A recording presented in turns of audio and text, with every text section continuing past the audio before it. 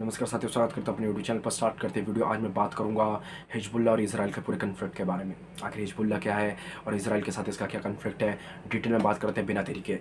तो साथियों, जो हिजबुल्लाह है वो एक ऐसा संगठन है जो लेबनान में सेटल्ड है, यू कह लो सेंटर्ड है। वहाँ से सबसे ज़्यादा वो ऑपरेशन कंडक्ट करता है। इजराइल के साथ उसकी टेंशन इसलिए बढ़ गई है क्योंकि हमास वॉर के बाद हिजबुल्लाह का कहना है कि इजराइल जो भी ऑपरेशंस कर रहा है वो एक तरीके से जेनोसाइड है। हिजबुल्लाह को सपोर्ट कर रहा है ईरान, और यहाँ से सारा सपोर्ट आ रहा है हिजबुल्लाह को। हिजबुल्लाह लेबनान में सेटल्ड है और लेबनान कंट्री को एक तरीके से हिजबुल्लाह का बहुत ज़्यादा इन्फ्लुएंस है लेबनान में। और लेबनान को इसराइल इसीलिए भी धमकी दे रहा है क्योंकि लेबनान खुद हिजबुल्लाह को नहीं रोक रहा है। लेबनान के ना रोकने के कारण ही हिजबुल्लाह सबसे ज़्यादा अटैक कर रहा है इसराइल को। इसराइल का कहना है कि हमें कोई भी एक ऐसा ग्रुप या देश बर्दाश्त भी नहीं है जो इसराइल के ऊपर हमला करे। अगर लेबनान अगर अपने पीछे से अगर अपना मतलब कहने का मतलब यह है कि अगर लेबनान अपनी कोई जिम्मेदारी नहीं लेता है हिजबुल्लाह के लिए, तो हम लेबनान के ऊपर जब हमला करेंगे तो ये कोई गलत नहीं होगा।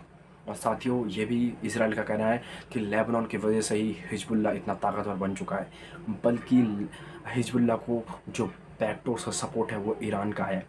और हिजबुल्लाह का ये आज की बात नहीं है, वो कब से वो इसराइल को टारगेट करते आ रहा है, ऐसा इसराइल का कहना है।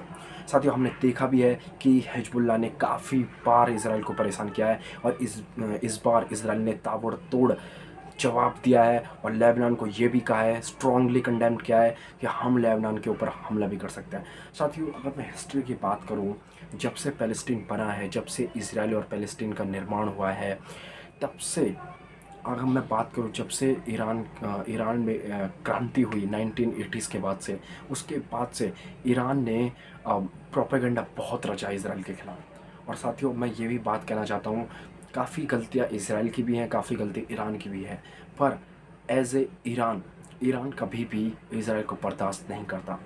क्योंकि ईरान को सबसे ज़्यादा डर है कि कहीं उसका जो न्यूक्लियर जो प्रोजेक्ट है, जो उसे परमाणु बम बनाना है और मिडिल ईस्ट में अपना वर्चस्व कायम रखना है, तो उसे ऐसा लगता है कि इसराइल सबसे बड़ा कांटा है इसके बीच में। इसी वजह से ईरान कभी भी इसराइल को मान्यता नहीं देता।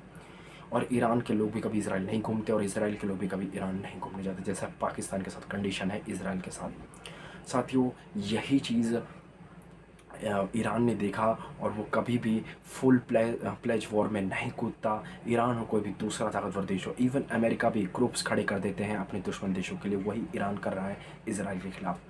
जब ग्रुप्स खड़े कर देते हैं तो इसका मतलब ये हो जाता है, एक तो खर्चा कम हो जाता है, मेंटेनेंस कम हो जाती है, और आप जो मन चाहे वो कर सकते हैं। और साथ ही साथ अगर मौत की संख्या, इंजरीज़ की संख्या ज़्यादा बढ़ती है सोल्जर्स की, आपको कोई दिक्कत नहीं होती, क्योंकि ग्रुप से देश का सिर्फ लेना देना होता है, अपने आइडियोलॉजी को पूरा करना, क्योंकि वो देश के नागरिक नहीं होते हैं। अगर आर्मी जाती है तो देश को चिंता रहती है कि कहीं आर्मी का लॉस ना हो, कहीं इंजरीज़ ज़्यादा ना हो, डेथ ज़्यादा ना हो। इसी वजह से, और इसमें यह भी होता है कि देश जवाबदेही भी होता है अपने लोगों के लिए, और जो गवर्नमेंट होती है वो भी जवाबदेही होती है। इसी वजह से ईरान हमेशा ग्रुप्स खड़े कर देता है इसराइल के खिलाफ। यही चीज़ हुआ सीरिया में, यही चीज़ हुआ लेबनान में।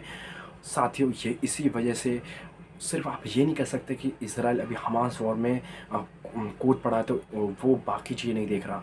अगर इसराइल को ज़्यादा अगर वो एग्रेसिवली बिहेवियर करता है, अगर इसराइल अपने पे आ जाता है, तो इसराइल को ज़्यादा टाइम नहीं लगेगा और इसराइल बाकी देशों के ऊपर भी कूद पड़ेगा। साथियों, ये हम हिस्ट्री में देख सकते हैं कैसे उसने अरेबियन कंट्रीज़ को हरा दिया, कैसे उसने बार बार अपने दुश्मनों को मार दिया, और वहाँ की जो सीक्रेट्स जो एजेंसी है मोसाद, वो कभी पीछे नहीं हटती है।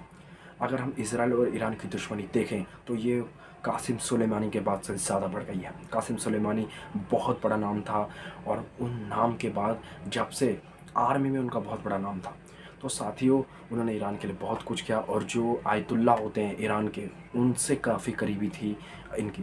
तो साथियों, जब से ईरान के कुछ कासिम सुलेमानी को मारा, तब से ईरान का जो एग्रेसिव बिहेवियर है वो इसराइल की तरफ बढ़ेगा। साथियों, इसमें ईरान की भी गलती नहीं है, क्योंकि कहीं ना कहीं ये मीडिया रिपोर्ट्स ये भी है कि अमेरिका का भी इसमें क्या कहते हैं हाथ है, और इसराइल अपने वर्चस्व के लिए लड़ता रहेगा। इसराइल कभी भी अपने वर्चस्व की लड़ाई के लिए पीछे नहीं हटेगा। ये जो छोटा सा जो उसने वार्निंग दी लेबनान को, ये सच भी हो सकता है। और यूएन ने क्यों वार्निंग दी? क्योंकि वेबसाइट्स बन चुकी हैं इसराइल और हिजबुल्लाह के लिए, और ये वेबसाइट इसलिए बन चुकी है, कन्फ्लिक्ट बहुत आगे बढ़ चुकी है, और कन्फ्लिक्ट ज़्यादा बढ़ गई तो एक बहुत बड़ा मेजर युद्ध हो सकता है। इसी युद्ध को डरते हुए यूएन ने साथ ही साथ कंडेम भी किया है। और रॉकेट्स जो फायर हो रहे हैं, जो यूएन के पीस कीपिंग फोर्सेस वहाँ पर बॉर्डर्स पर है लेबनान और इसराइल के, वो भी कुछ नहीं कर पा रही, क्योंकि रॉकेट्स तो वो नहीं रोक सकती, क्योंकि उनके पास कोई एयर डिफेंस सिस्टम तो नहीं है, और उनके पास कोई साजो सामान तो नहीं है। सिर्फ उन्होंने गन्स ले रखी होती है, कुछ और हथियार ले रखे होते हैं जो रोकने के लिए इनफ नहीं होती हैं। पर फिर भी यूएन पीस कीपिंग फोर्सेस में इंडिया के 900 सोल्जर्स वहाँ पर डिप्लॉयड होने वाले हैं। साथ ही साथ नेपाल के भी होंगे, क्योंकि नेपाल बढ़ चढ़ कर हिस्सा ले रहा है यूएन पीस कीपिंग फोर्सेस में। साथियों, पीस कीपिंग फोर्सेस में इंडिया नेपाल का जो दिख रहा है, तो इससे दुनिया भर में संदेश आ रहा है कि हम शांति बहाल करने में सबसे आगे निकल सकते हैं। साथियों, आपका इसका पर क्या कहना है, कमेंट करके ज़रूर बताना, आपकी इस पर क्या राय है। साथियों,